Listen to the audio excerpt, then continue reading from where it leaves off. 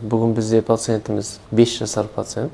5 жасар пациентіміздегі негізгі проблема ол бір аяқтың қысқаруы. Қысқару себепті пациентіміз компенсация ретінде келесі қысқа аяқпен аяқтың ұшында жүрген. Сол себепті де аяқтың ұшында ұзақ уақыт жүргендіктен аяқтың артқы балтыр бұлшықеттері қысқару болған. Сондықтан аяқтың ұшын өзімізге тарту толықтай орындалмайды.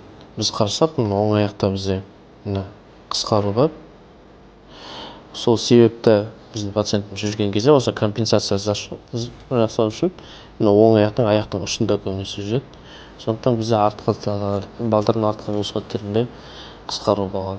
Қазір пациентімізді сұраймыз. Лиза, пожалуйста, давай носок на себя тянем. Егер аяқтың ұшын өзімізге тартқан кезде, давай еще раз, тяни и удержи. Аяқтың ұшын өзімізге тартқан кезде оң аяқта толықтай орындалмайтынын көреміз. Давай еще раз.